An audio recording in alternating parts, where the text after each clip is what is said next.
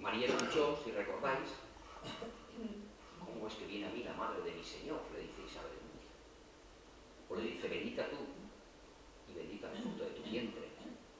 Y acaba diciéndole, dichosa tú que has creído, porque lo que te ha dicho el Señor se cumplirá. Son palabras que a María le harán mucho bien. Durante su vida, en momentos concretos, le van a servir muchísimo para releer a esa luz cosas que le van pasando. Ojalá a nosotros nos pase igual con el Antiguo Testamento. Desde el Nuevo, poder recibir luces que nos ayuden a comprendernos mejor y a darnos claves. Bien, pasamos. Esto es solo la portada. Y como estamos aquí con un piano, muy buenas, vamos a poner un poco de música a la vida, para que esto no sea muy aburrido. Bueno, aquí he puesto un pentagrama con las 7 notas, ¿no? Do, re, mi, fa, sol, la, si. Hasta ahí sabemos. Hasta los que saben poca música, hasta ahí sí que... ¿Por qué he puesto eso? Porque es muy complicado en una hora intentar decir algo sensato del Antiguo Testamento, que es un mundo completo, ¿no? Es como intentar decir de la Enciclopedia General de la Música, que tiene 40 tomos, intentar, pues nada, en una paginita resumir algo para andar por casa. Es complicado. Pues cogiendo el símil de la música, me ha parecido que, yendo a lo básico en música son 7 notas, que luego se repiten y sirven para todo, se combinan. Y también 3 claves. Los que sabéis un poco más de música, ¿verdad? Que aquí veo a alguna persona que sabe más de música. Dependiendo qué clave le pongamos al principio del pentagrama, las notas pues se identifican de una manera o de otra, ¿no? Pues eso, 7 notas y 3 claves. Yo creo que esto nos puede servir para nuestra charla de hoy. Vamos a funcionar con eso, ¿de acuerdo? Bueno, lo primero de todo, 7 notas. Le llamamos nota, tanto en música como incluso en cosas escritas, ¿verdad? Una nota a pie de página es algo que conviene saber para luego interpretar bien. Es un dato que necesitas saber. Pues algo así. Vamos a detenernos en 7 notas muy sencillas, vamos a nombrarlos con una palabra cada vez solo, que nos ayuden a desentrañar un poco mejor el Antiguo Testamento, ¿vale? Y la primera palabra es palabra, porque la Biblia, antes que ninguna otra cosa, el Antiguo Testamento, antes que nada, es palabra. Pues vamos a ver si esta clave, si esta nota nos puede iluminar un poquito para entender mejor. ¿A todo esto se oye bien? No sé si me digo con bastante eco. Sí, vale. Sí. Si no me decís, levantáis el brazo y que estamos en familia. Palabra. Una palabra escrita, lógicamente. Uno coge la Biblia y hay mucha palabra escrita aquí. Pero antes de ser palabra escrita, lógicamente fue palabra hablada. Así también funciona, ¿no? Palabra escrita que fue antes palabra hablada. Es una palabra lógicamente escrita por seres humanos, palabra humana, pero que solemos decir, cuando leemos, ¿no? Palabra de Dios, dice alguien. Alabamos, Señor, respondemos. O sea, es palabra divina también, ¿no? Bueno, aquí a lo mejor merece la pena detenerse un segundo porque es un poco atrevido decir que esto es palabra de Dios. Y depende cómo se entienda y cómo se utilice, eso puede llevarnos a algunos errores, ¿no? Está en la Biblia, lo dice la Biblia, eso es palabra de Dios. Todo es palabra de Dios en la Biblia. Cada palabra es palabra de Dios. Cada pasaje es palabra de Dios. Casi como que no. No, primero porque eso sería muy peligroso y luego basta poner ejemplos y enseguida yo creo que estaríamos todos aquí de acuerdo en el auditorio diciendo no, eso no puede ser palabra de Dios, por Dios, evidente. Pero todo el conjunto sí. El conjunto le llamamos palabra de Dios.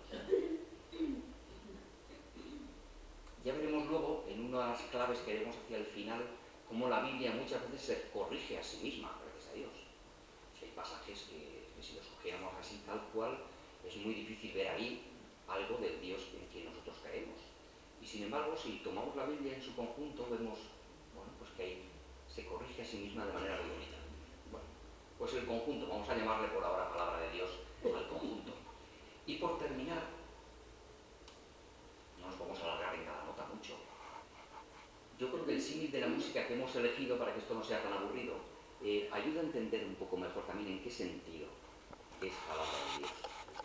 Si yo ahora trajera, a lo mejor ahí dentro del piano, cuando se abra, hay una partitura, ¿no? Una partitura del Mesías de Händel, por ejemplo, ¿no? Alguien podría decir, esto sí, esto es música celestial. Pues hombre, técnicamente exactamente no, porque eso es un papel con garabatos. Música es cuando alguien interpreta esa partitura y yo lo escucho, y entonces sí, claro, me llega la música, ¿no? Eso sí que es música. O sea que en sí mismo, solamente en papel, una palabra escrita no acaba de ser palabra de Dios. Solo cuando es interpretada y escuchada y acogida y resuena en mí, entonces para mí puede convertirse en palabra de Dios. Yo creo que eso sí que ayuda a entender en qué sentido decimos, que está muy bien decir que es palabra de Dios, pero bien entendido, si no es muy peligroso. En nombre de la palabra de Dios se han hecho muchas barbaridades en la historia, precisamente por no comprenderlo bien, ¿no? Y yo creo que nosotros a estas alturas no nos podemos permitir el lujo de entender mal en qué sentido es palabra de Dios, especialmente el Antiguo Testamento, además. Pues bien, como la música. ¿Vale? Nota número 1, ya está, vamos a ver. Se me ha olvidado decir, si alguien hay alguna cosa que no os he explicado bien, me interrumpís y lo explicamos mejor. Pero si hay otro tipo de comentarios, prefiero que al final, o sea, ser un poquito ágil, terminar pronto y que luego podamos tener un intercambio, charlar, dialogar, preguntarnos, ¿vale? Todo lo que voy a hablar, luego al final lo tenemos escrito en un folletillo. O sea que no hace falta ni tomar notas ni nada, ¿de acuerdo? Segunda, experiencia. Experiencia. Vamos a ver. Segunda nota, vamos a decir que el Antiguo Testamento es experiencia. Y hombre, a poco que lo pensemos es evidente. Es palabra, pero antes de ser palabra, fue experiencia. Esa palabra, alguien escribió eso porque tuvo una experiencia e intentó ponerla por escrito. Y esto, que parece tan evidente, a veces se nos olvida. Precisión terminológica. Hoy se habla mucho de vivencias, ¿verdad? Que somos consumidores de vivencias en los tiempos que corren. Aquí no estamos hablando de vivencias, sino de experiencia, que no viene a ser exactamente lo mismo. Nosotros a lo largo del día tenemos muchas vivencias. Una vivencia que es algo que me pasa, algo que he hecho o algo que he sufrido, en cualquier caso algo que me afecta, ¿no? Pero si a lo largo del día tengo muchas vivencias, muy pocas de ellas se convierten de verdad en experiencia para mí. Experiencia es cuando esa vivencia yo he podido pararme, la he reflexionado, la he podido interpretar y le he dado sentido en el conjunto de mi vida, y entonces se incorpora en mí como algo con lo que yo crezco. Ya es una experiencia mía. En este sentido decimos que la Biblia, más que de vivencias, habla de experiencias, y son experiencias que podemos llamar experiencias religiosas o experiencias de fe. Esto conviene entenderlo bien, porque experiencia religiosa depende cómo se entienda. A veces uno puede leer 150 páginas de la Biblia y no hay nada religioso, en sentido estricto. No aparece nadie rezando, no hay peleas, hay guerras, hay, bueno, de todo, pasa de todo. ¿Y dónde está la experiencia religiosa o de fe? Yo prefiero llamarla experiencia de fe. ¿Por qué? Pues porque lo que recoge en el fondo son experiencias humanas, o sea, vivencias procesadas desde la reflexión, a las que se les ha dado sentido desde la fe. Una persona ha leído, ha releído lo ocurrido, lo que le ha afectado claramente a su vida. Lo ha releído desde la fe y nos lo cuenta por escrito. ¿Vale? Es una experiencia de fe. Suya y nuestra, pongo aquí, ¿por qué? Pues porque lo bonito, la fuerza del Antiguo Testamento esta es que es el puente que posibilita que la experiencia durante miles de años de todo un pueblo, que se dice pronto, pueda conectar, pueda tener continuidad con la experiencia de los primeros cristianos en el Nuevo Testamento y sobre todo con la nuestra ahora. En el fondo es la misma experiencia humana, somos seres humanos, vivimos las mismas historias, mismas fragilidades, mismos deseos, mismas cosas hermosas. Que podamos conectar con esa experiencia y que nos enriquezca, esto lo permite. Es un instrumento que permite conectar con esa experiencia. Y cuando eso lo hacemos, que no siempre lo hacemos, desgraciadamente hay muchas maneras de leer la Biblia que no consiguen esto. Luego veremos, ¿no?, de qué manera leer la Biblia. Cuando de verdad sí lo hacemos, cuando de verdad el mismo espíritu que guió, que inspiró, que acompañó todo ese proceso de vivencias convertidas en experiencias releídas desde la fe, ese mismo espíritu nos guía también a nosotros cuando nos dejamos interpelar por esa palabra y entendemos mejor lo que ahora mismo estamos viviendo, y además con cierta valentía para no quedarnos como estábamos. Entonces podemos decir, como dijo Jesús en la sinagoga de Nazaret, si recordáis en el capítulo 4 de Lucas, dice, cierra el rollo y dice, hoy se ha cumplido esta escritura que acabáis de escuchar, ¿no? Entonces se puede decir de eso. Entonces es palabra de Dios para mí. Bien. ¿Se va entendiendo más o menos? Sí, perfecto. Segunda nota, palabra y experiencia. Vamos a la tercera. Sinfonía. Seguimos con la música, ¿eh? Nos hemos puesto en musicales. Bueno, sinfonía, los que saben un poquito de griego, que aquí hay alguno que sabe más que yo, sin de juntos y fonos de sonidos, sinfonía es una conjunción de sonidos, más concretamente una armonía, podríamos decir, ¿no? Vamos, voy a leerlo bien, que la chuleta siempre ayuda. Armonía o conjunción de sonidos, no andaba yo tan descaminado, ¿eh? Eso es lo que significa sinfonía. Si recordamos la novena sinfonía de Beethoven, que es así que nos la sabemos todos, ¿no?, aunque tengamos poca cultura, al final es toda una conjunción de sonidos, incluso de melodías entrelazadas, tocadas por diferentes instrumentos, en torno casi siempre a una misma melodía básica, pero diferentes instrumentos, cada una con su timbre, con su cadencia, de su manera, van formando algo que es al final lo que importa. El conjunto es lo que importa, ¿no?, la sinfonía. Si uno escucha a lo mejor solamente el trombón, dices, pues un poco estridente y además bastante fea esta melodía, ¿no? Pero en el conjunto es que tiene sentido, porque claro, va con otras. Algo así pasa con la Biblia y con el Antiguo Testamento en concreto. Que conviene leerla como sinfonía, porque si no a veces nos despistamos. Primero, no acabamos de pillarle el gusto, porque a veces es, no le encontramos sentido, y luego nos puede desviar. Por ejemplo, lo que serían los instrumentos en una sinfonía musical en el Antiguo Testamento son los diferentes géneros literarios.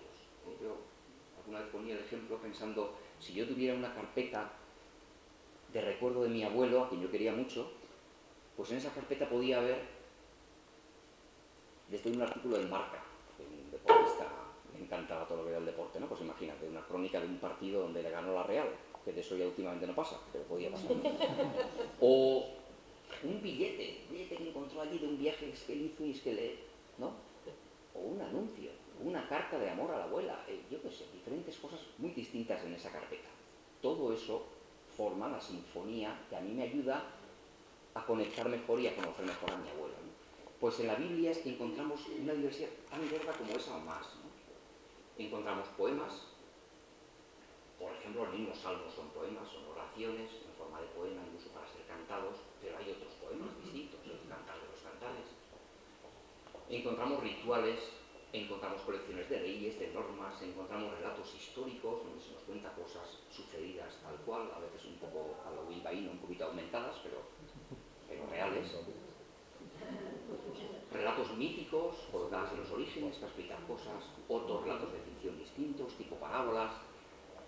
Encontramos denuncias proféticas, si enumeráramos todo sería muy largo, pero esto no es una clase de Biblia. Pero sí tomar conciencia de que todo eso forma una sinfonía al final. Lo que vale es el conjunto. El conjunto te va dando una visión que uno va comprendiendo mejor. Porque es que cada instrumento tiene su virtualidad. Hay cosas que solo se pueden expresar bien con un poema. Hay cosas que tú no puedes racionalizar demasiado porque es que no se puede. Pues muy bien. Hay otras cosas que está fenomenal contarlas en un relato histórico, sí. Bien, pues como la música. Cuarta nota. Yo creo que vamos bien de tiempo. Perfecto.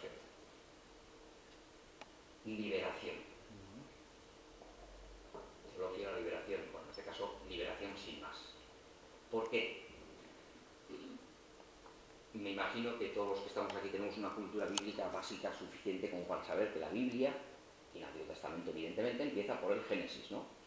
Primer libro de la Biblia, el Génesis, la creación. Pues sí, está muy bien, pero no es el primer libro en realidad. Es decir, está el primero puesto en el índice, pero no fue el primero que se escribió, ni mucho menos. Todos los relatos de la creación son relativamente modernos o bastante tardíos. ¿Por qué digo esto? Porque tiene su importancia. Resulta que los textos fundantes del pueblo de Israel, de su experiencia de Dios, no tienen que ver con el Dios creador, que eso lo descubrieron más tarde. Tienen que ver con el Dios liberador. Y eso es importante. ¿Quién es Dios? Aquel que nos salva. Esa fue la experiencia, eso no fue una elucubración teórica, eso fue que les pasó algo que les cambió la vida y a partir de ahí su experiencia de Dios es esa. Ellos han conocido a Dios en ese terreno, en esa pelea, ¿no? Ellos eran esclavos y fueron liberados. Hasta entonces eran 12 tribus sueltas, desde entonces formaron un solo pueblo y intentaban seguir a un Dios que les quiso libres y quiere libres a todos los demás también, por lo cual no pueden permitirse ahora el lujo de oprimir a otros. Un Dios liberador. Esa fue la experiencia fundante. De hecho, si recordáis, la única fiesta gorda del calendario judío de toda la vida ha sido la Pascua, la liberación de Israel, ¿no? Y cuando están en esa cena de Pascua tan bonita, se levanta uno y el otro le pregunta, el más pequeño, el niño le pregunta, ¿qué pasó aquel día? Y cuenta, mi padre fue un arameo errante que salió del país de los caldeos, recorrió hasta que llegó a Egipto, y allí fuimos esclavos en Egipto, donde el faraón nos trató con mano de hierro, hasta que el Señor nos sacó con brazo extendido y mano poderosa, y cruzamos el Mar Rojo. Y cuenta la historia de su liberación, porque eso es el ABC, es el ADN de ese pueblo, ¿no? Y entiende la relación con Dios a partir de ahí. Yo creo que esto es muy importante, porque quizá hemos sido educados en una religión muy de ideas sobre Dios. Dios es el creador de todo, ¿verdad que es verdad? Pero partir de ahí no es lo mismo que partir de aquí y llegar más tarde a decir, pues ese Dios es el que lo ha creado y lo sostiene todo, es verdad, pero después. Como no miro la chuleta me voy saltando cosas, pero bueno, así vamos más rápidos. Sí que es importante decir que a la luz de esta experiencia de liberación, el pueblo de Israel, los creyentes, van a leer su historia posterior. Va a ser como la clave de lectura. A partir de ahí van a entender muchísimas cosas. Y también su ética, es decir, su manera de comportarse va a venir fundamentada en eso que les ha pasado, ¿no? Hemos dicho, un Dios que les ha liberado es un Dios que quiere seres libres. Y por tanto, también mi manera de actuar respecto a otros ha de ser de liberación, no de opresión, no puede serla, ¿no? Bueno, pues eso fundamenta toda una manera, ¿no? Si recordáis, no oprimas ni te aproveches del extranjero que viene a su tierra, porque recuerda que forasteros fuisteis vosotros en Egipto. Cambia la mirada respecto al inmigrante, al huérfano, a la viuda, al que lo pasa mal. Es otro tipo de ética, ¿no? Basada en esta experiencia. Bien, 4 notas llevamos. Palabra, experiencia, sinfonía, liberación. Ya hemos superado el Ecuador. Quinto, alianza. Nos suena un montón esta palabra. La alianza. Bueno, resulta que esta palabra tiene más importancia de lo que parece, aunque cuando uno lo lee en la Biblia no es fácil a veces entender los códigos de la alianza y tal. Es un lenguaje un poquito abstruso que dicen. Pero el concepto en sí y el fondo es muy interesante, ¿no? ¿Qué pasa? Que Israel ve los pueblos alrededor cómo se relacionan con su Dios particular, cada uno con sus dioses, cada uno eran politeístas, ¿no? Y no les cuadraba su experiencia de relación con Dios, de ese Dios liberador, pues no era como el de los pueblos, los cananeos que se habían encontrado ahí, los hititas, los jebuseos, no, ese tipo de relación no cuadraba, ¿no? Era una relación muy mercantilista, donde pues yo te doy, yo te hago sacrificios y tú me proteges, yo te hago esto y tú me das, ¿no? Era una relación muy de miedo, muy de pecado. Hay muchas cosas que no nos explicamos de la realidad y como hay un Dios ahí arriba en algún sitio, pues todo depende de él, conviene llevarse bien con él porque es que nos la puede jugar. Entonces es una relación de miedo, de mantener contento a ese Señor poderoso, que no sabemos muy bien. Claro, esa no era su experiencia, no les cuadraba. ¿Cómo formular? No sabían, no existía un lenguaje para algo inédito. ¿Cómo formulamos la relación con ese ser? Y entonces encontraron la fórmula que más les sirvió fue el vínculo que había entre un rey de un imperio poderoso, que había unos cuantos alrededor. Israel era un pueblo muy pequeñito, machacado casi siempre, pero alrededor tenían Egipto y a Babilonia, tenían, a los asirios, imperios poderosos. Y en aquel tiempo se daba mucho esto. Un pueblo débil y necesitado de protección hace un pacto con un rey poderoso que le viene bien tener un vasallo. ¿En qué consiste el pacto? Bueno, es un pacto de mutua confianza donde hacemos un acuerdo. Yo te protejo, si te atacan, yo te protejo, que tengo posibilidades. Y tú me obedeces y me pagas tributo. ¿Vale? Y bueno, era la manera muy habitual en aquel tiempo en Oriente, pues funcionaba ese vasallaje. A nosotros nos dice poquito, nos resulta muy raro, además de reyes y de, en fin, historias raras, pero es lo que había en aquel tiempo. Y lo que más se acercaba a ese pacto, porque al final era un pacto. Si un pueblo no quería, no pactaba. Era un pacto querido por las dos partes, ¿no? Que exigía fidelidad, claro. Si tú rompes el pacto, pues ha ido al garete todo. Bueno, les ayudó a entender esa relación con Dios. Pero lo bueno es que, conforme avanzaba el tiempo, iban afinando también la manera de entender ese pacto. Evidentemente ese Dios no era como los reyes que ellos conocían, era algo muy distinto. Pero les fue ayudando a releer su propia historia, no solo la que iban viviendo a partir de ahí, sino también la anterior.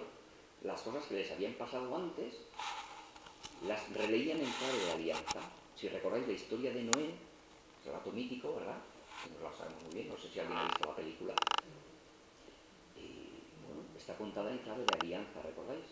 Cuando al final Dios hace un pacto con Noé y de hecho el arco iris es signo de esa alianza, ¿no? Desde en adelante jamás destruiré porque el ser humano tal. Bueno, releen en clave de alianza. Cuando les pase la desgracia del exilio, volverán a leer en clave de alianza y recordarán a ese Dios liberador que les sacó de Egipto e hizo una alianza, un pacto con ellos. Hay una fórmula muy bonita que se repite, yo creo que como unas 200 veces en la Biblia. Ellos lo dicen sin verbo, donde dicen: vosotros mi pueblo, yo vuestro Dios. ¿No? Será el pacto, bueno, la manera de señalar un pacto, ¿no? Bien, la alianza. Ponemos esta nota porque sin esta nota no se entienden muy bien algunas cosas del Antiguo Testamento, podemos tenerla en mente. Y pongo ahí la nueva alianza, ¿por qué? Pues porque esto del pacto, de la alianza, estaba muy bien, pero a Israel le fue regular, como dicen aquí en Almería, es de aquel mal, con este esquema, porque aunque era mucho mejor que los de los pueblos de alrededor, al final una alianza, un acuerdo en el que siempre lo acabamos rompiendo, lo que le pasará a Israel, ¿no? Hemos prometido una serie de cosas. El pacto más perfecto que llegaron a hacer es de los 10 mandamientos. Una vez y otra vez y otra vez lo rompían. Decían que iban a seguir los pasos, lo que Dios quería. Mentira, todavía. Buscaban el poder, ¿sabes? Y les iba fatal, claro. Rompían el pacto una vez y otra vez y eso no acababa de funcionar. Inicialmente era un esquema bueno, pero eso no les salvaba. De hecho, se sentía siempre fatal. Y ahí viene el profeta Jeremías en el capítulo 31 con un texto muy bonito que merece la pena leerlo tal cual. Que os sonará, ¿verdad? Dice: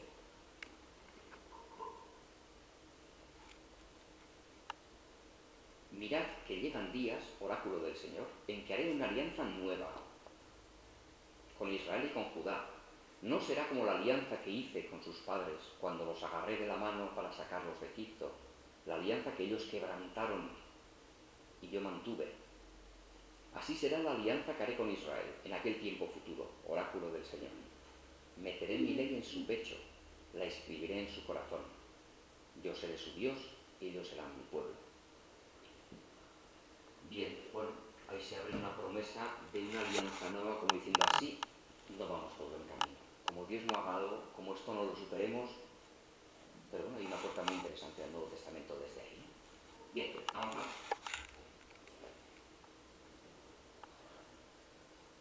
Sexta nota, adaptación. Esto se lleva mucho ahora en educación, ¿no? Adaptación curricular, adaptación a todo, hay que adaptarse. Depende cómo se entiende, es una palabra un poco peligrosa. Parece que hay que ser camaleón y adaptarse a las situaciones. Y bueno, pues hay veces que no. A veces hay que pegar el puñetazo en la mesa y decir, no señor, no paso yo por esto.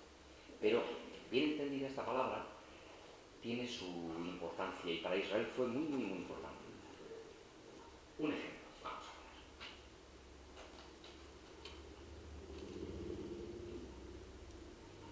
Sí conviene recordar, al contrario de lo que mucha gente piensa, que la fe del pueblo de Israel, ¿no?, los judíos, que creen en Yahvé, y ya está. Parece que fue una fe clarita, monolítica, en el único Dios. Madre mía, y hay muy poco más. Hay mucho momento de filtreos con politeísmo, con otros dioses, muy poca claridad, diferentes tendencias. Uf, mucha evolución ahí. No fue tan clara ni tan monolítica como parece, ¿eh? Como todo lo humano, eso tiene pues mucho camino. En ese sentido es muy interesante porque también eso es un buen maestro para nuestro propio proceso personal, ¿eh?, en muchos momentos.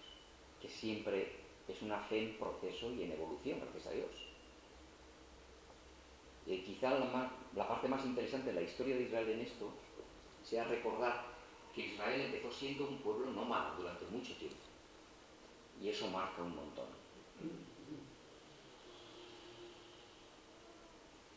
Un pueblo nómada. Es decir, que no tiene tierra fija, por tribus, que van plantando tiendas un tiempo aquí, luego con los rebaños cuando se acaban las cosas van a otro sitio, tal, bueno. Eso es una manera de vida y una manera de situarse en la realidad muy distinta de los pueblos sedentarios, en lo que después se convirtieron, ¿no? Claro, durante ese tiempo nómada, que ahí están las raíces de su fe, su relación con Dios es muy peculiar, porque es un Dios que les acompaña siempre, que no tiene un sitio fijo, no existe templo, no hay un lugar sagrado, porque todo es sagrado. Dios está siempre. Pero es un Dios al que no se ve, un Dios al que tú no puedes controlar, porque es un Dios que te guía, que está ahí. Bueno, es una relación peculiar con Dios, ¿no? Muy importante. Ahí se curtió Israel durante muchísimas generaciones, ¿no? ¿Qué pasa cuando Israel se constituye un pueblo, llega, conquista, entra por Jericó y tienen ya una tierra y empiezan a vivir una tierra de manera sedentaria y a cultivar la tierra y cambian totalmente los hábitos, la manera de situarse? Y encima pasa que conocen un montón de pueblos que tienen otra manera de relacionarse con Dios y de situarse ante la realidad.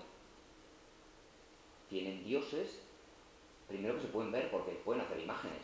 Por esto de la prohibición de hacer imágenes, claro, es interesante, pero a veces apetece, ¿no?, poder ver, tocar, tener a mano. Y sobre todo poder manejar, porque resulta que Baal y Astarte y Marduk, los otros dioses que ellos conocen, tú les puedes hacer un sacrificio y pedirles cosas, porque uno resulta que te da fecundidad, te da hijos si no tienes, otro te da riquezas, otro te promete buen tiempo para las cosechas, otro, ¿no? Nos suena, ¿verdad?, que nos ha pasado con los santos en algunas épocas de nuestra historia, que al final es una tentación eterna del ser humano, ¿no?, pedir cosas porque al final, bueno, pues Israel veía que Dios no era así, pero claro, le tentaba mucho.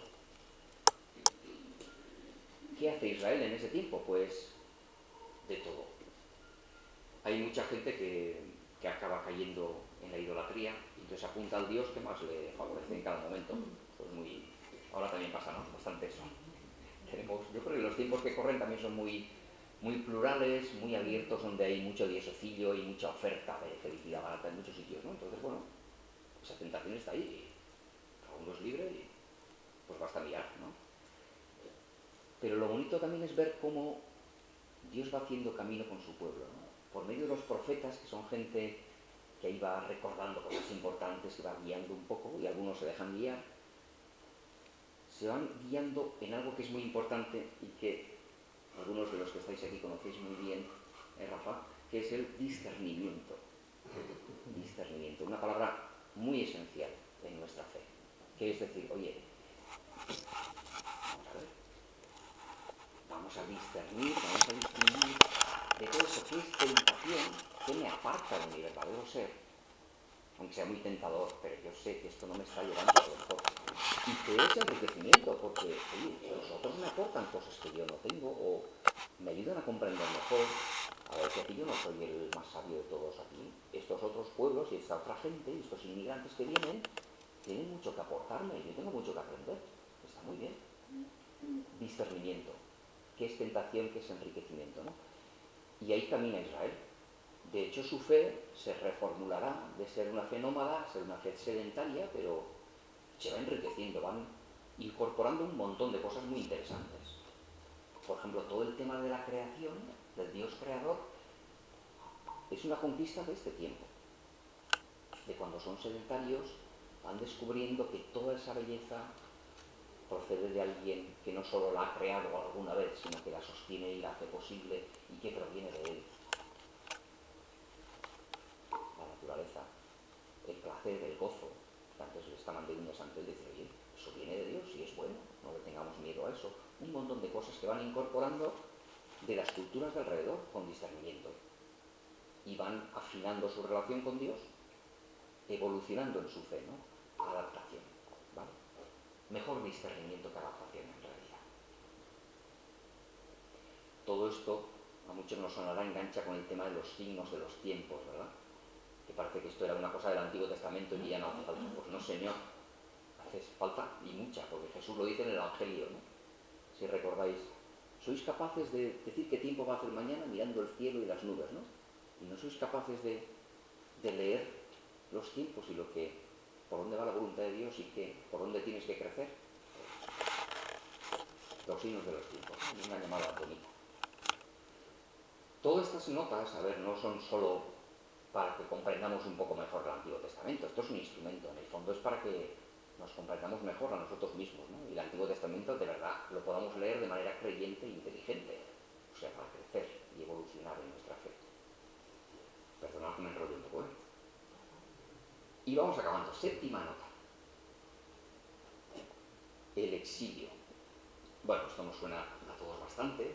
El exilio de Babilonia, y habrá algún historiador que seguramente sabría decirnos pues cómo fue, cómo ocurrió, ¿no? Los babilonios, por qué arrasan Jerusalén, porque lo queman todo, porque destruyen el templo, porque se llevan a los hombres, solo los hombres más valiosos que pocos habían, y se llevan a los dirigentes, se llevan a todos los que valían para algo, y bueno, a Babilonia.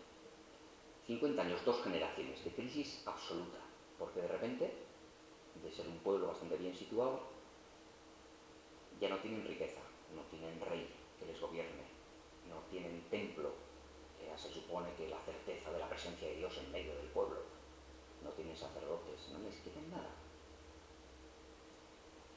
Es una crisis humana fundamentalmente, porque bueno, es una crisis de todo, de paro, de dinero, de hambre, de fatal. Pero es una crisis religiosa también, porque ¿por qué nos ha pasado todo esto? ¿Qué pasa? ¿Que este Dios en que nosotros creíamos en realidad no existe? ¿O si existe, es más débil que Marduk, el Dios de los babilonios, que ha demostrado ser más fuerte a los hechos? Una crisis muy dura, muy dura. Humana y religiosa. Bueno, ¿qué ocurre con el exilio? Pues ocurre que crisis, como dice la palabra griega, es una ocasión, como todo. Que puede ser ocasión de hundirte o de crecer. Depende cómo lo vivas, ¿eh? Pero en principio, desde nuestra fe, como estamos hablando de eso, una crisis siempre es una ocasión de purificación y crecimiento. ¿Por qué purificación? Puede parecer una palabra así un poco antigua, pero es muy importante. Yo creo que la historia nos demuestra que en este mundo estamos no para acumular más cosas, sino para aprender a desprendernos poco a poco, ¿no? La misma vida nos va enseñando, quieras o no quieras, al final a quedarte con lo esencial, te toca desprenderte de muchas cosas. Pues también en la fe el camino es por ahí, va por ahí, es de purificación. De repente se te caen los palos del sombrajo, hay muchas cosas que no cuadran y uno tiene que recomenzar una etapa distinta, ¿no? Y volver a hacer balance y, bueno, pues es ocasión de crecimiento y purificación. Y lo fue, el exilio curiosamente lo fue, cuando parecía que todo estaba perdido y que Israel no iba a levantar cabeza jamás. En el exilio se organizan, surgen profetas también, en los tiempos duros siempre surgen profetas, en los tiempos buenos les machacan y les atizan diciendo sois unos sinvergüenzas y corruptos. Y en los tiempos malos les animan, venga, va, que sí, que el Señor está aquí, que esto va a salir, esperanza, vamos a luchar, ¿no? Pues los profetas del exilio consiguen una cosa muy bonita y es, no tenemos templo, no tenemos sacerdotes, no pasa nada, tenemos la palabra. Pues muy bien, vamos a juntarnos los sábados. Y ahí empieza la experiencia de la sinagoga. Sinagoga significa asamblea, porque ni siquiera tenían locales. Pero bueno, les dejaban un lugar donde reunirse, bastaba, el local era lo de menos. Sinagoga significa reunión de gente. Los sábados nos vamos a juntar. Vamos a leer juntos la palabra y a la luz de esa palabra vamos a releer nuestra historia. Y vamos a animarnos unos a otros y vamos a dar pasos, ¿no? Y rezamos con los salmos y los cantamos y comentamos juntos la palabra y así empezó la sinagoga, que oímos luego tantas veces, ¿no? Como Jesús todos los sábados iba a la sinagoga. Viene de este tiempo. Hermosa conquista de los tiempos de crisis, ¿vale? ¿No tenemos templo? Bueno, no pasa nada. A lo mejor no nos hace falta. Bien, exilio. ¿Por qué nos detenemos aquí? Pues porque es un buen modelo también para nosotros, ¿no? El exilio viene en la vida de vez en cuando, nos toca en la vida personal a todos en muchos momentos y como iglesia también. Bien, hemos terminado con las 7 notas. ¿Alguna pregunta antes de que pasemos a las 3 claves? Ya es más cortito, nos quedan las 3 claves. Vale, pues si no hay oposición, seguimos. Vamos a ver.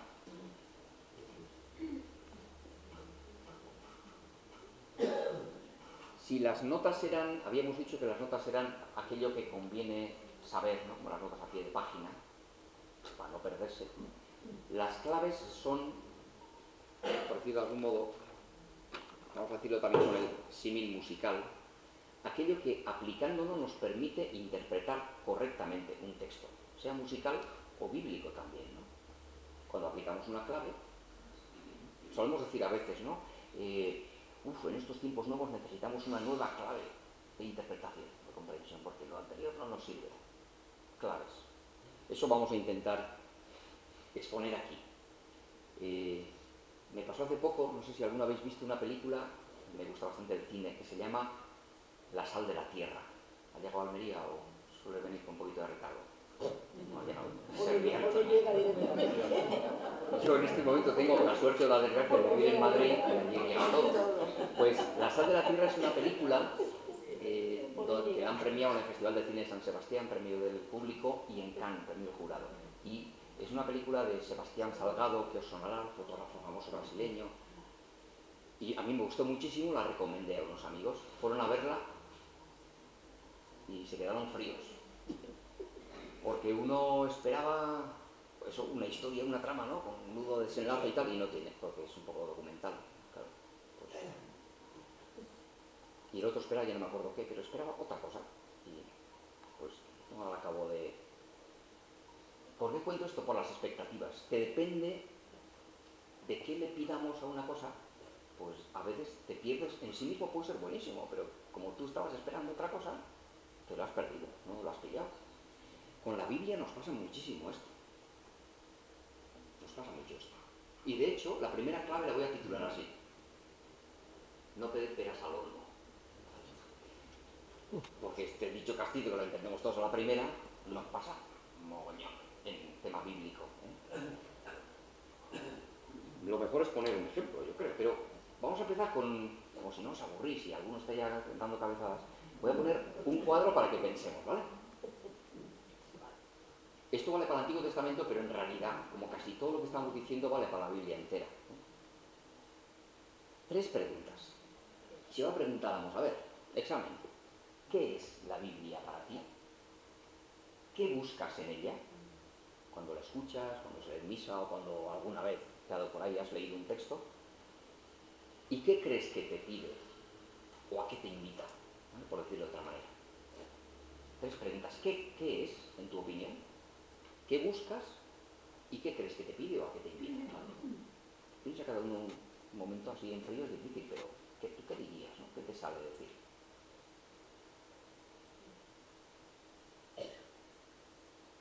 Yo he puesto ahí 3 colores porque creo que hay como 3 tipos de respuestas que yo, así simplificando mucho, veo en nuestro entorno, de ahora y de antes.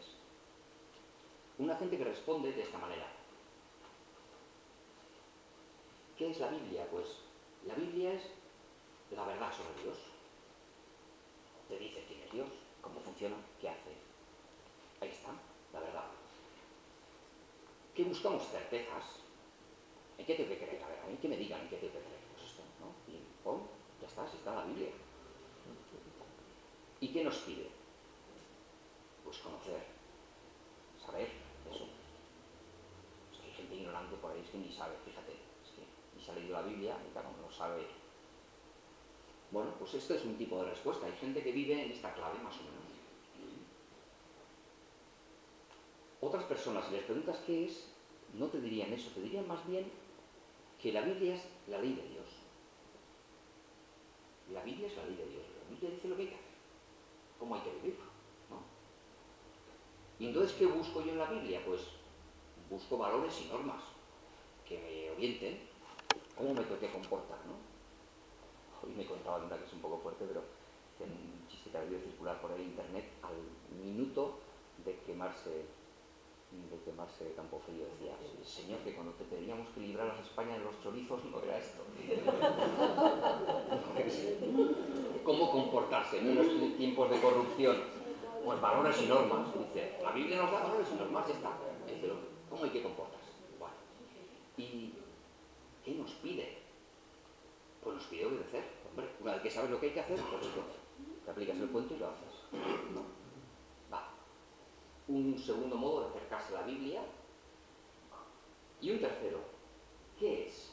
Pues la Biblia es palabra de Dios. Va muy bien, suena así muy sabio, pero bueno, ¿y eso qué significa? Bueno, pues significa que nosotros buscamos en la Biblia fundamentalmente experiencia. Decíamos antes, ¿verdad? Experiencias humanas leídas a la luz de la fe, por tanto también experiencias religiosas. ¿Y qué nos pide? Sintonizar. Lo que se llama, ahí poníamos asentimiento intelectual, asentimiento moral. Aquí es otro tipo de asentimiento, ¿no? Es de conectar con lo que se llama la connaturalidad. Hay cosas que solo se comprenden por connaturalidad. Si tú no has vivido una cosa, ya te puede estar contándolo con todo el corazón, que es que no lo pillas porque es que tú de eso no entiendes, no lo has sentido nunca, no sabes. Algo parecido, ¿no? Hay experiencias que lo bueno es que despiertan algo en nosotros porque ha habido algo de eso. Ahora enseguida veremos. Bien. ¿Cuál es la correcta? Aquí hay gente muy sabia y parece pregunta al primero de eso, ¿verdad? Pero a veces es bueno confrontarla con coger textos de la Biblia y decir, bueno, vamos a ver si funciona o no esta clave, por ejemplo. Esta vez en vez de leerla en la Biblia, vamos a verla juntos, ¿no? Un texto que es un salmo. Un salmo que yo veo aquí bastante religiosos, algún sacerdote, solemos rezar en la liturgia de las horas, más en laudes y vísperas, pero de vez en cuando la intermedia y tal, hay salmos también más raros, como por ejemplo este, Salmo 88, no es tan raro, ¿eh?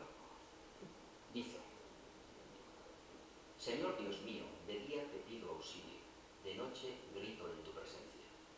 Llegue hasta ti mi súplica, inclina el oído a mi clamor. Mi ánimo está colmado de desdichas y mi vida está al borde del abismo. Ya me cuentan con los que bajan a la fosa. Soy como quienes yacen en sepulcro, de quienes ya no guardas memoria, porque fueron arrancados de tu mano. Me has colocado en lo hondo de la fosa, en las tinieblas del abismo. Tu cólera pesa sobre mí, me arrojas a tus rompientes. Has alejado de mí a mis conocidos, me has hecho repugnante para ellos. Te llamo, Señor, todo el día, tendiendo las palmas hacia ti. ¿Se anunciará en el sepulcro tu lealtad o tu fidelidad en el reino de la muerte? ¿Se conocen tus maravillas en la tiniebla o tu justicia en el país del olvido? ¿Por qué, Señor, rechazas mi aliento y me escondes tu rostro?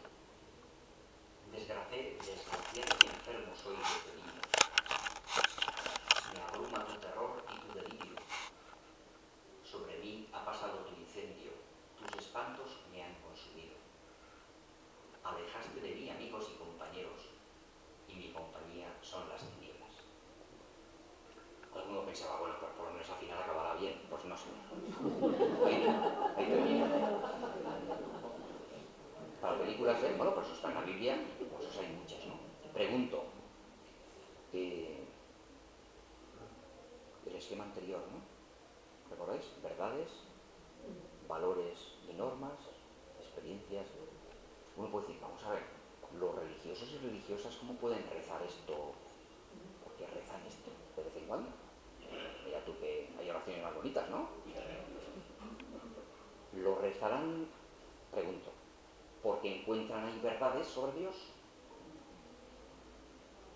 ¿Encontramos verdades sobre Dios aquí? ¿Alguna mentira gorda que otra sí? ¿No?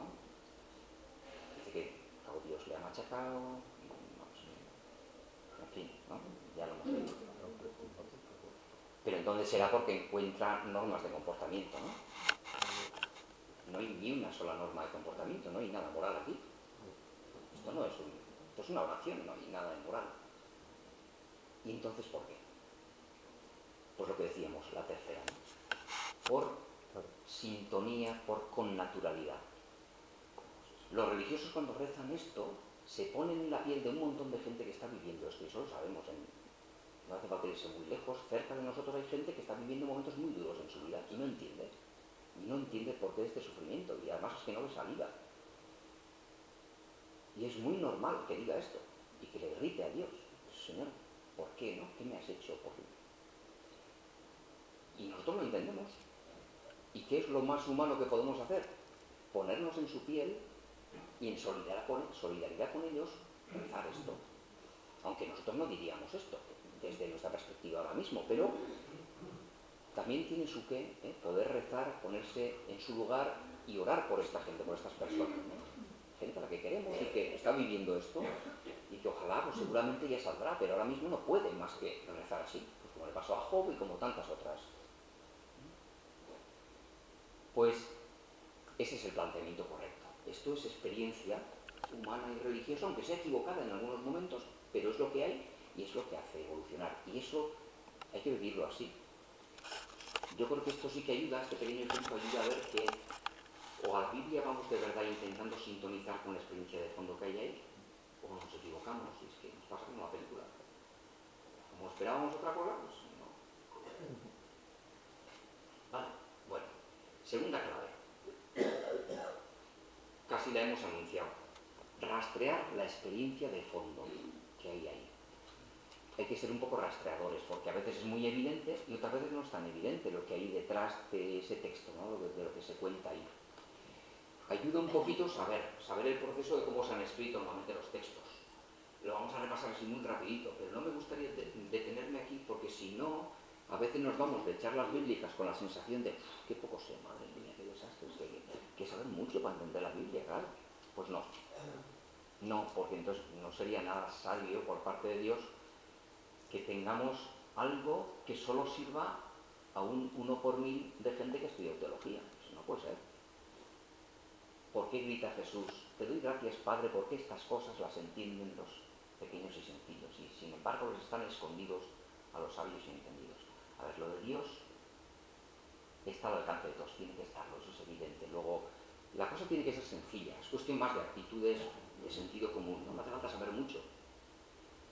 Y yo creo que no hace falta saber mucho para rastrear la experiencia de fondo, solo saber que hay que buscar la experiencia de fondo, y no buscar normas, seguridades o verdades eternas, sino buscar esta persona que escribe esto que le estaba pasando, ¿qué hay aquí detrás, no? ¿Y qué me toca a mí el corazón cuando lo leo?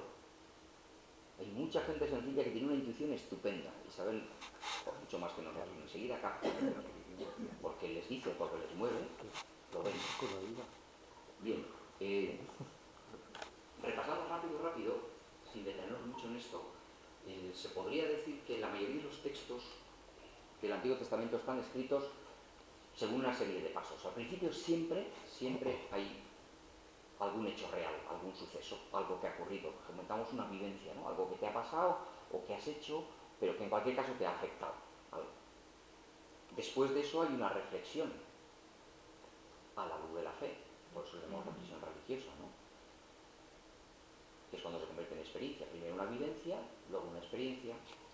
Después de eso un tercer paso suele ser que esa experiencia se ha convertido en tradición religiosa. Ha habido una serie de gente, normalmente no es de una sola persona, es de un grupo de personas que solo han vivido durante una serie de tiempos. Y hay cosas que no han durado porque no valían mucho. Lo que ha sido muy auténtico ha durado en el tiempo y le ha servido a más gente y a otra generación después, ¿no? Una tradición. Esa tradición normalmente se ha transmitido, cuarto paso, por transmisión oral. En aquel tiempo casi nada se escribía, todo se hablaba. Había muchos más tiempos que ahora para hablar las cosas y la gente tiene una memoria espectacular para las cosas que escuchaba, las historias. Y por fin, en algún momento alguien lo escribía, porque veía que si no se iba a perder y que convenía, pues de la misma manera. Vamos a poner un ejemplo sencillo, ¿vale? Otro texto. ¿Cómo andamos de tiempo? Bueno, sí, justitos. Un texto que os sonará a muchos, muy bonito, del profeta Isaías, el capítulo 58. Dice: grita a voz en cuello sin cejar, denuncia a mi pueblo sus delitos. Consulta mi oráculo a diario, como deseando conocer mi camino, como si practicaran la justicia y no abandonasen mis mandatos. Me piden sentencias justas, desean tener de su parte a Dios. Me dicen: ¿para qué ayunar si no haces caso? Y mortificarnos si tú no te fijas. Mirad, el día del ayuno buscáis solo vuestro interés y maltratáis a vuestros sirvientes. Ayunáis entre riñas y disputas, dando puñetazos sin piedad. No ayunéis como ahora, haciendo oír vuestra voz en el cielo. ¿Ese es el ayuno que Dios desea? El ayuno que yo quiero es este: abrir las prisiones injustas, dejar libres a los oprimidos, partir tu pan con el hambriento, hospedar a los pobres sin techo, vestir al que ves desnudo y no cerrarte a tu propia carne. Entonces será tu luz como la aurora, enseguida te brotará carne sana. El Señor te guiará siempre, en el desierto saciará tu hambre y serás un huerto bien regado. Es un texto espectacular, del profeta Isaías. Pero es bonito rastrear la historia de este texto. Lo sencillo hubiera sido que un día Isaías, después de la siesta, se pone a escribir y dice: vamos a ver qué les voy a decir yo a estos. Se pone a escribir y termina el texto y se lo da. Pero no suelen ocurrir así las cosas. ¿Cuál es la experiencia de fondo que hay detrás? Viendo un poco la historia, ¿no? Pues la historia más probable de redacción de este texto tiene que ver parte de algo que conocemos, que hemos visto antes, que es el exilio, ¿vale? Esto es de tiempos del exilio. Los israelitas han vuelto ya del destierro, en este caso, es un poquito después del exilio de Babilonia, y vuelven con la esperanza de que Dios les volverá a hacer una nación fuerte como eran antes, que todo va a volver pues a como era. Vuelven a sus prácticas religiosas, ya tienen templo otra vez, a sus ayunos, a sus ritos, sacrificios. Pero pasa el tiempo y las cosas siguen igual. Israel sigue siendo un país frágil. Y se quejan de que Dios no escucha sus oraciones ni sus ayunos. A ese hecho reacciona Isaías, ¿vale? Ese es un poco el caldo de cultivo. Segundo paso, habíamos dicho la reflexión. Este era el hecho. ¿La reflexión cuál es? El profeta, en este caso Isaías III, el libro de Isaías se puede dividir por lo menos en 3 trozos, concluye, desde su experiencia de relación con Dios, desde su finura espiritual, que es equivocado hacer sacrificios para que Dios haga lo que yo quiero, ¿no? Yo te ofrezco esto, te hago esto, pero hombre, pues para qué lo que te estoy pidiendo, ¿no? Que en realidad lo que habría que hacer es lo contrario, es decir, preguntarse qué es lo que Dios quiere y ponerse a ello, pedirle fuerzas para hacer lo que Él quiere, ¿no? Que tú hagas lo que yo quiero, ¿no? Esta reflexión de Isaías cala en un cierto círculo de alrededor del profeta, que se conoce que existía, y durante un tiempo, y a lo mejor durante un par de generaciones, esto va calando este mensaje y también en su manera de vivir la fe, ¿no? Se transmite por transmisión oral hasta que un discípulo del profeta, seguramente de la 3ª generación, escribe en algún momento este poema, porque está en forma de poema puesto en boca de Dios, que se iba repitiendo en sus reuniones, en sus oraciones de la sinagoga, ¿vale? En este caso, el proceso casi es lo de menos, porque hay mucha gente que no sería capaz de hacer este proceso de cómo fue escrito ese texto. ¿Qué importa? Importa captar el fondo. Yo creo que el fondo es que lo captamos, ¿no? Los que estamos aquí, ese recuadro de la anterior diapositiva, se nos ha quedado a todos bastante claro, ¿no? Es decir, ¿cuál es el ayuno que yo quiero que al final, qué es lo que importa en la vida? Yo creo que sí hemos captado y esa experiencia conecta con algo nuestro, si no, no lo entenderíamos, nos dejaría fríos y no nos deja. Luego, yo creo que sí que eso está al alcance de todos. Y tercera y última clave, tener conciencia del proceso. Esto ya lo hemos apuntado al inicio, si recordáis, ¿verdad? Decíamos el tema de evolución, proceso, adaptación, discernimiento. ¿Por qué es tan importante en el caso del Antiguo Testamento tener conciencia del proceso? Porque si no, es un disparate a veces. Yo en un momento me dediqué a recoger disparates de la Biblia, me salían más de 200 y ya me cansé, no sé más. Los tengo escritos, no los doy por ahí porque, en fin, alguna vez se queda justo no con lo importante, que esto para mí. Pero vamos, hay disparates muy gordos. No pasa nada. Es muy normal. Porque, claro, es un libro de vida humana y la vida humana hay mucho disparate. Es muy sano que los que no hayan guardado solo lo políticamente correcto. Está ahí todo, todo. Pero lo bueno es que está en su evolución. La Biblia termina, el Antiguo Testamento culmina luego con un Nuevo Testamento que ilumina decisivamente todo ese recorrido, ¿no? Y nosotros tenemos la suerte de poderlo leer desde ahí. Es muy importante leer con conciencia de proceso. Por ejemplo, barbaridades gordísimas que se leen en la Biblia, desde desear lo peor a gente, bueno, a veces hacerlo, arrasar y machacar hasta que no quede ninguno y ni siquiera los hijos, y bueno, pues hay cosas gordísimas así, ¿no? Pero peticiones sinceras a Dios, en salmos, en oración, por favor, Señor, destrúyelos, machacalos, porque es enemigo. Así. ¿Por qué? No es nada difícil de entender en el fondo, primero porque son gente como nosotros. Hasta 200 años antes de Cristo, los judíos no creían en una vida después de la muerte. Creían en Dios, pero pensaban que el mundo se terminaba aquí. Entonces, claro, es muy duro en muchos momentos decir, oye, yo que estoy intentando ser fiel a lo que creo que Dios quiere y a cómo este mundo debería ser, que soy honrado, que soy justo. Y este sinvergüenza, corrupto, que está haciendo tal verdad, y a este le va a ir bien y a mí mal. ¿Vale? No puede ser, o sea, el Señor tiene que premiar al que sigue sus caminos, al que es justo, ¿no? Y si no hay vida después de la muerte, ¿cuál es la manera de premiar? Pues hay tres maneras, que es vida larga, descendencia y riqueza. Es lo que un hombre puede aspirar. Y si os fijáis, continuamente se pide eso a Dios. En los salmos, en cantidad de cosas. Se espera de Dios esa justicia. Si la vida se termina aquí, hombre, que ser bueno, que entendemos que tiene que ser así, sea rentable, porque si no, ¿a dónde vamos, no? Premio, castigo, no salían de ahí. Y entonces, claro, desde ahí se entienden muchas barbaridades. Los enemigos de Israel que han machacado y nos han hecho tanto, pues claro, Señor, venganzas, que no quede ni uno, que eso gracias a Dios va evolucionando. Llega un momento en que no les cuadra bien, que eso no puede ser así.